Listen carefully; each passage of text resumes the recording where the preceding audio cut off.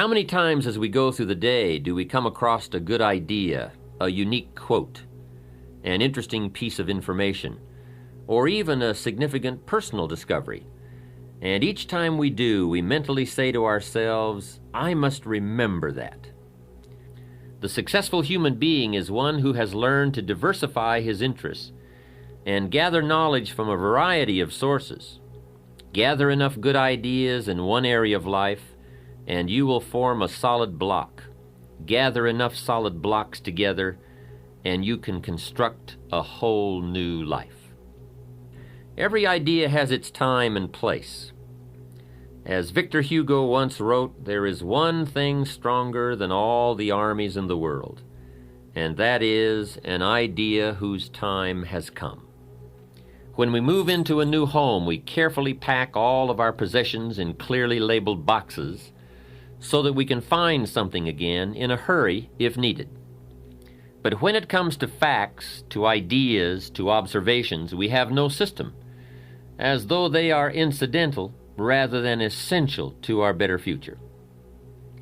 Perhaps the ideas you capture today will not have any specific meaning or purpose in your life at this moment. But ultimately, at some future point in time when you march into battle, the armory of ideas you have carefully and conscientiously assembled over the years will serve you well. Remember, failure more often than not is attributable to lack of information about how to succeed. Each of us has the capacity to seek out the information we require to achieve our goals. Unfortunately, we do not all have the discipline required to gather the data systematically so that the raw material is easily accessible and ready to be put into practical use the moment opportunity presents itself. As we collect a variety of thoughts on any given theme or subject, there is a tendency for these individual ideas to come together and form themselves into a whole new idea, much as the single flakes of snow, when gathered together, can be formed into snowballs and snowballs into snowmen. So be the author of your own life. Create on paper a set of circumstances, then place you in the middle of them. How would you feel about doing that? What would it be like to live in that city? Being there, how would you feel having those responsibilities or those freedoms? Pick a direction and travel with your imagination to new environments, to new positions, to new opportunities. Create on paper an ideal job, describe an ideal relationship, state an ideal income, outline an ideal code of personal behavior, design an ideal lifestyle. Then take your dreams and transfer them into written goals with priorities and deadlines. Learn to paint these mental pictures and then, like an artist, create something of substance on the canvas of your life, using all of your available resources. Add new color, new depths, new dimensions, new meanings to where and who you currently are by exploring where and who you still can be. Set yourself free and explore the possibilities of life with paper and pen. There's no risk involved. You cannot fail. Stretch yourself mentally, expand your inner horizons, and you will find that life will respond in kind by presenting you with new opportunities and associations, new experiences from which to grow and learn, and new circumstances in which you will become more than you had previously dreamed possible. You see, writing about events and circumstances that occur helps you to clarify exactly what is happening. When we describe life to ourselves only in our minds, our imaginations tend to feed false or distorted information about how things are, positive or negative. When we describe a situation in writing, however, we become more factual, more accurate, and certainly more realistic. Then, as we reread what we have written, we create a new picture in our minds to replace the distorted picture we have been working with. And once we finally see things as they are, rather than as we think they are, we can then see our way clear to make them better. Write about a current dilemma you are facing. Perhaps it is a personal problem, a business matter, a family issue or a financial problem. Whatever it is, take the time to capture it on paper the way it really is. But remember, writing out the problem is only the first step to creative problem solving and effective decision making. The next step is to carefully analyze what you have written.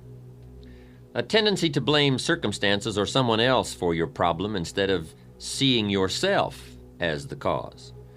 You see, most of our difficulties are the result of either failing to do what we could have done or in doing in haste what we should never have done. Let me remind you one more time that things get better when you get better. Passive hope never has and never will improve human circumstances. It usually doesn't take much more than a few minor adjustments in either our attitude or our action plan to solve a major problem. Essentially, you must learn to view your problems like a scientist who puts tiny organisms on a slide. Examine your circumstances through the lens of the microscope of truth to see their real nature, their real perimeters, and their real composition. And two, as you examine your problem, do as any scientist would do, record your observations. You see, as you continue to refine your statement of the problem, of the way it really is, you will begin to move closer to the solution. And speaking of solutions, be sure to record the ultimate conclusion to your dilemma. If it worked well, then it is worth remembering.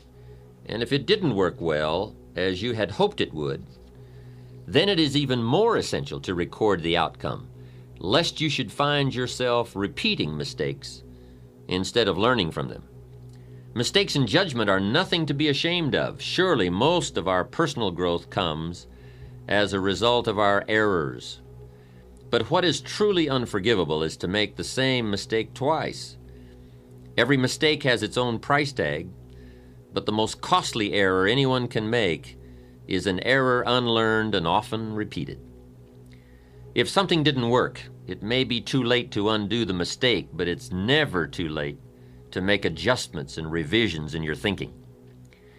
You see, better decision-making comes from the better thinking habits, and better thinking habits comes from practical experience, learning both what to do and what not to do. Becoming a more effective thinker on paper is a sure way of becoming a more effective person in practice.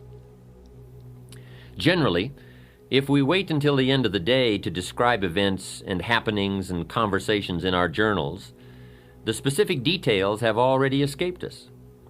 At best, we are left with scattered fragments, and it's hard to build an exciting future from mere bits and pieces of the past and present. You see, writing in journals is merely a way of capturing information, but it is by rereading our journals that we begin the process of translating information into practical knowledge about ourselves, our environment, our relationships, our businesses, our financial affairs, our dreams, and our own better future. Also, the simple act of carrying your journal speaks to the world. It says, "I am a conscious observer and participant in life's events." When you present yourself to life as a serious student, life will respond by providing you with an endless opportunity to learn and grow and develop and enhance any and all aspects of your life. You see, part of the human experience, perhaps the most important part, lies in learning to translate these events which occur outside of us into words and emotions within our inner worlds. The better we become at describing what goes on around us, the better we will be able to understand some of the conflicts and turmoils which take place within us. Cause and effect always go hand in hand. Trying to understand or deal with the effects without a clear picture of the cause is a rather hopeless situation to be in. Remember that all human emotions are effects which can be traced back to particular events or causes. A better understanding of events will always give us a clearer picture of the effects we may be experiencing. Also, on the subject of events and feelings, you will find as you begin to open up and really tell it like it is, that your journal becomes an excellent, empathetic friend, one who will listen to all you have to say about your joys, your pain, your fears, or your concerns. And I would strongly urge you to get these emotions out of your head and onto the page. For powerful negative emotions are diminished by writing, and powerful positive emotions become explosive. You see, writing about your fear reduces its strength, and capturing your excitement magnifies its power. Your journal then becomes like a photograph album, capturing moments in your life. The only difference is that a photograph album, kept for many years, reveals physical changes in yourself and your environment, while journals over a period of time reflect mental changes within yourself and about your environment. But perhaps the most important function your journal performs lies in the area of communications. Your journal gives you a chance to talk to yourself and to hear what you are saying about your life, your future, your relationships, and your goals. As you begin to develop the habit of writing down your problems, recording your observations, emotions, and reactions to life's events, you will undoubtedly find yourself both posing and responding to a whole new set of questions about your past, present, and future. As you begin to both ask and answer yourself on paper, you will be amazed at the incredible leaps in personal understanding and self-awareness you will experience. We stand forever exposed to life and to the endless variations that make up the human drama. Our task as human beings is twofold. First, we must effectively translate what is going on around us into terms we can comprehend. And second, we must effectively express what is going on within us into terms the rest of the world can understand. As William James wisely observed, the most immutable barrier in nature is between one man's thoughts and another's. As much as we live together, work together, try together, grow together, discover together, explore together, and even pray together, man is truly an island unto himself, cut off from other human islands by the deep channels of non-communication. Writing in your journal is one of the best ways I know of to develop more effective communication skills. As you become better at describing life to yourself, you will find that you become better at describing yourself to life. Put into more practical terms, as you become better at saying what you really want and how you really feel to yourself, you will be able to better express yourself and your feelings to others, and in return, better able to understand what others are really feeling and really saying to you. You see, communicating with people our own age, or who have similar educational backgrounds, incomes, professions, or beliefs, is a relatively easy process. But what about the two people who are, to all outward appearances, radically different? A teenager and a 40-year-old father, a high school dropout and a college professor, a successful lawyer and an unemployed auto worker. Now the real challenges of communication begin to manifest themselves. But they are challenges that using a journal can help us overcome. You see, regardless of the differences in our outer worlds, inside human beings are all basically alike. We've all known sorrow, maybe not from the same event, but we've all experienced the emotion. We've all known the joy of achievement, perhaps in different circumstances, but certainly the same feeling. Regardless of our outward differences, those basic human needs and emotions will always provide a common ground or build a bridge for effective human communications. You see, by the time we have reached adulthood, most of us have experienced almost every aspect of the human drama in one form or another. The problem is that most of the experiences have gone right on by us. We have never taken the time to capture them, to ponder them, to analyze how we felt at that time, how we responded to others while we were in those circumstances, or what our priorities and needs were during that period in our lives. Suppose, however, that you took the time to capture the events and happenings of your life on purpose with paper and pen, so that you always had a wealth of experiences from which to draw. Imagine now what an incredible impact this awareness could have on your life. How it could help to bridge the gap between you and your children, your clients, your associates, your neighbors. You see, if you will but take the time to capture how it is for you at any given point in your life, then you will always be in a position to relate to how it might be for someone else at this moment in their lives. The situations might be different, but the basic needs and emotions never are. We don't have to dress alike or go to the same schools or be the same age or sex to feel the same way.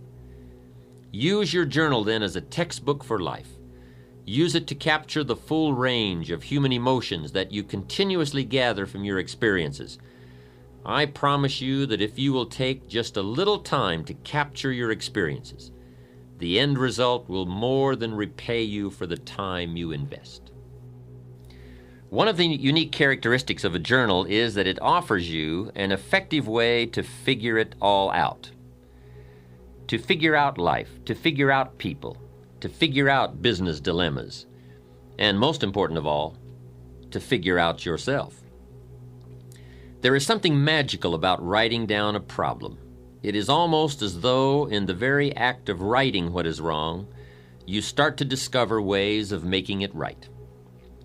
A journal should be used in response to a specific need, a need to express, to analyze, to ponder, to explain, to record, to consider, or to examine some or all of the elements and aspects of your life.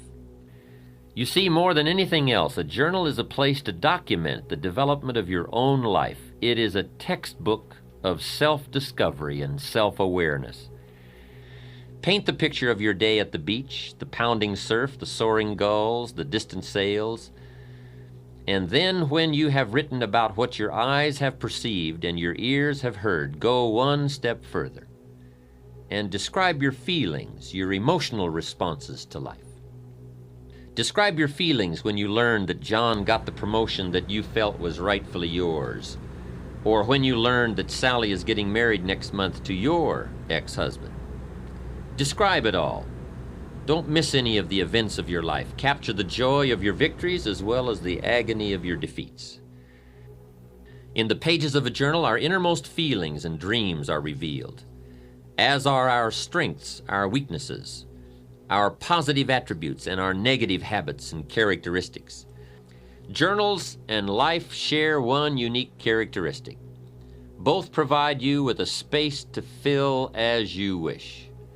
And for those who are not yet sure how they wish to fill life spaces, a journal offers you a chance to paint mental pictures of the limitless paths you could travel. Take your dreams for your mind to the page and then take them from the pages of your journal and make them happen in your life.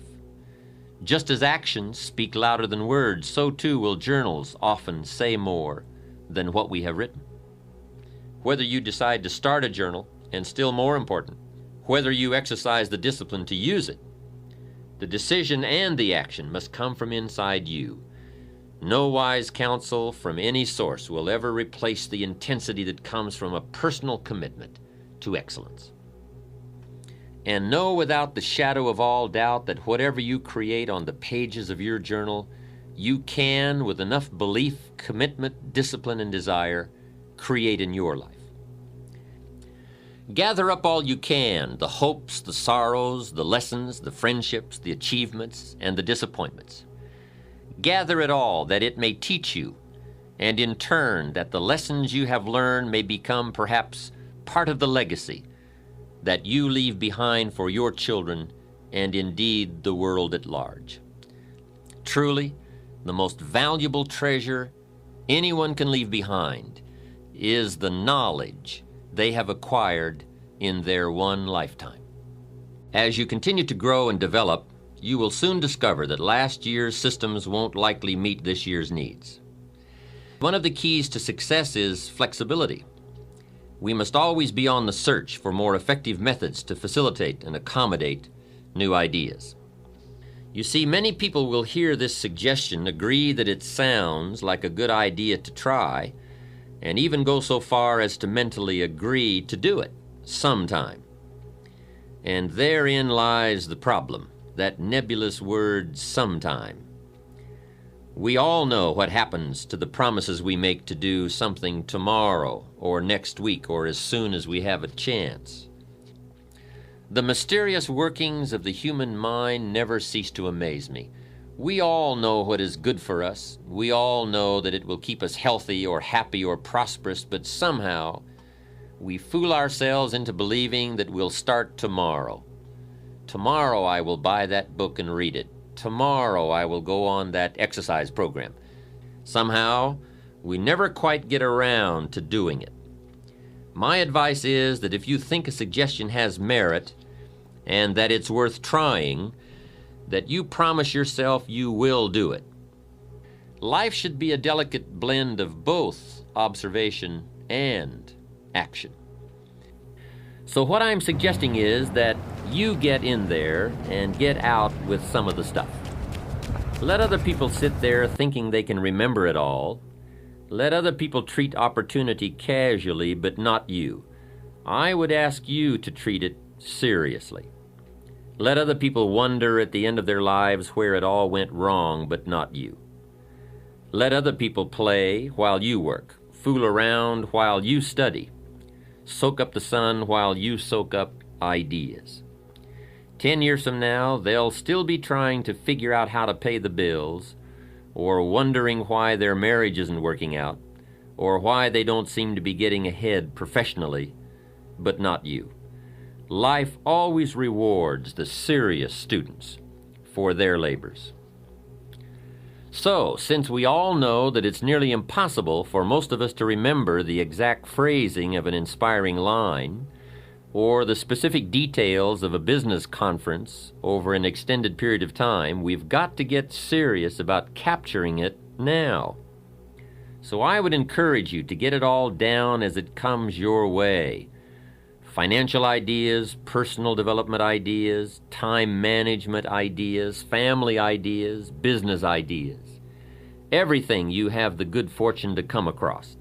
If an idea is worth listening to, worth reading, worth remembering, then it is also worth capturing.